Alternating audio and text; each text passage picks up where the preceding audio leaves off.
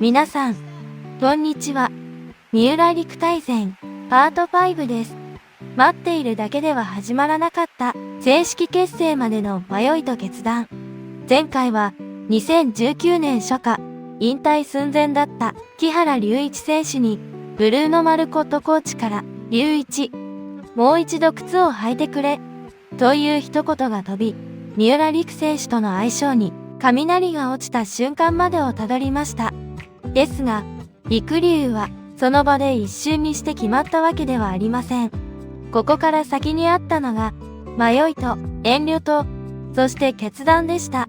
今回の見どころは、陸ちゃんがなぜすぐには動けなかったのか、木原選手も好感触なのになぜ待つしかなかったのか、小松原美里さんの後押しがどう背中を押したのか、出会いの衝撃のその先にあった物語です。それでは、ほっこりとご覧ください。第1章、待っているだけでは始まらなかった、陸ちゃんが動いた。ただ、あの雷が落ちた日だけで、全部が決まったわけではありませんでした。むしろ、本当に大きかったのは、その後でした。市橋選手とのペアを解消した後、陸ちゃんの中には、次の相手として、木原選手の存在がしっかり残っていました。あの時の、会う感覚が、消えずに残っていたのでしょう。けれど、17歳の高校生にとって、26歳のオリンピック経験者へ声をかけるのは、簡単なことではありません。実際、三浦選手は、木原選手への第一印象について、喋りにくいな、という感じがあった、と振り返っています。さらに、そのイメージは、怖いというものでもありました。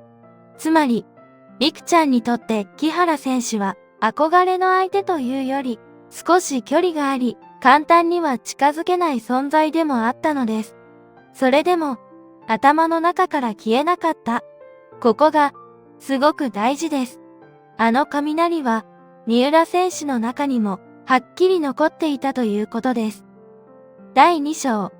木原選手も、踏み込みたくても、踏み込めなかった。一方の木原選手も、感触はかなり良かった。最初に滑った時点で、うまくいく感覚はあった。言葉には表せない相性というのがあるんだなと思いました。と振り返るほど、手応えは強かったようです。けれど、自分から強く押しに行く立場ではない、と考えていました。好相性を感じていても、相手がどう思うか次第。そういう距離感で、状況を見ていたんです。それは、年齢差だけが理由ではありませんでした。当時の木原選手は、怪我とパートナー解消が重なり、引退まで考えていた時期です。アルバイトをしながら、肩の痛みも抱え、同級生たちが一般社会で働いている姿を見ては、自分だけが取り残されているような感覚にも苦しんでいたと伝えられています。そんな中で、誰かの人生まで背負うように自分から踏み込む。それは、木原選手にとって簡単なことではなかったはずです。だからこそ、待っていた。この受け身こそが、逆に木原選手の誠実さでもあったのだと思います。第3章、三浦陸の迷いを行動に変えた小松原美里さんの一言。それでも、迷いはあったはずです。木原選手と組みたい。でも、どうしたらいいかわからない。そんな時、三浦選手が相談した相手が小松原美里さんでした。当時、日本アイスダンス界のトップ選手として活躍していた小松原さんは、三浦選手にとって悩みがあればすぐに連絡できる、頼れるお姉さんでした。実は小松原さんは、三浦選手だけでなく、木原選手も支えていました。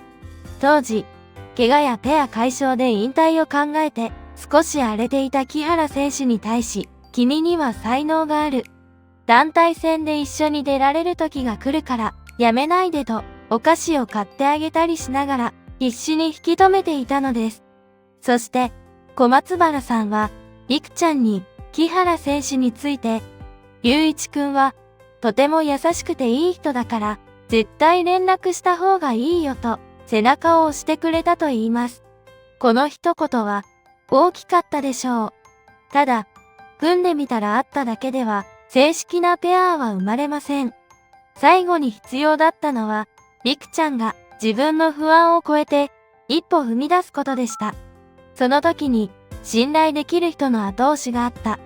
そして、小松原さんは当時をこう振り返ります。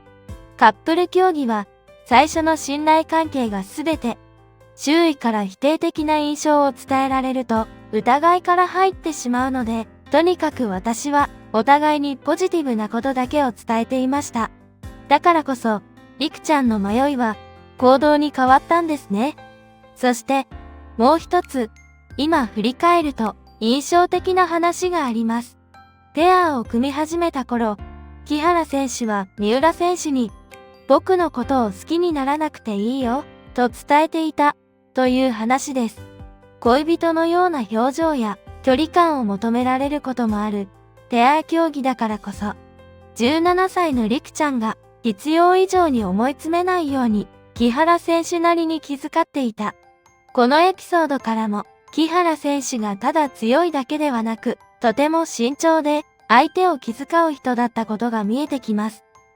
第4章、飽和スポーツランドでの正式トライアウト。偶然が確信に変わった。こうして、三浦璃来選手は木原龍一選手との正式なトライアウトへ進みます。舞台となったのは、当時、木原選手がアルバイトをしていた飽和スポーツランドでした。偶然のお試しで掴んだ相性。木原選手の側にあった好感触。りくちゃんの中に残った確かな手応え。そして、小松原美里さんの後押し。いくつもの要素が重なって、二人は改めて向き合うことになります。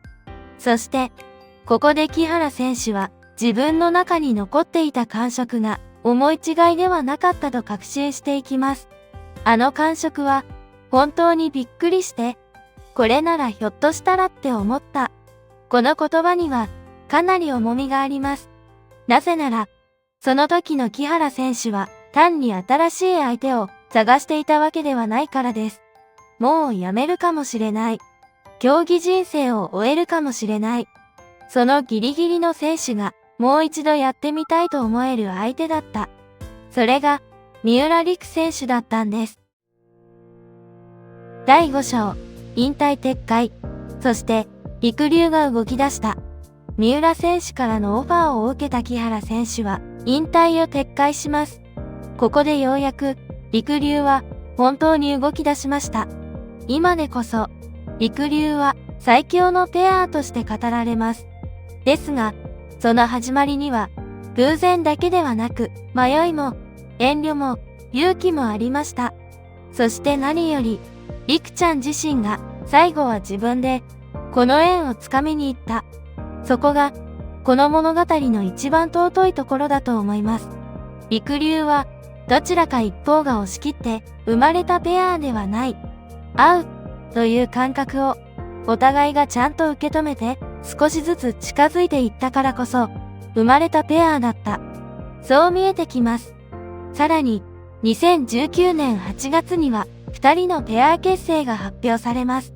そこから東日本選手権を経て、NHK 杯ではショートで初めて60点台に乗せるなど、早くも手応えが見え始めました。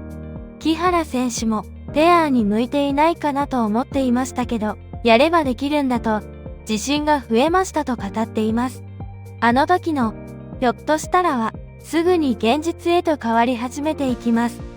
楽しくなくなっていたスケートがもう一度前へ進み始めた。それがりくりゅう誕生の本当の意味だったのかもしれません。今回は三浦璃来選手と木原龍一選手が正式なトライアウトを経てペア結成へ進んでいくまでの流れを見てきました。あの雷が落ちた日の後には迷いも遠慮も覚悟もあった。だからこそこの結成はより尊いものに見えてきます。次回は、りくりゅう誕生直後の急成長の時間に入っていきます。結成したばかりの2人が、なぜあれほどのスピードで本物のペアになっていったのか。コロナ禍、海外拠点、ブルーの体制の中で、りくちゃんはどう成長していったのか。ここから一気に日本の希望になっていく流れが見えてきます。ぜひ次回もご覧ください。いいねとチャンネル登録をいただけると、次回の動画の通知が届きますので、ぜひお願いいたします。また、メンバーシップでは、一般公開前の先行視聴や月1のラッキーカラー占いなどの特典もご用意しています。よかったらメンバーになるから気軽に覗いてみてください。ご視聴ありがとうございました。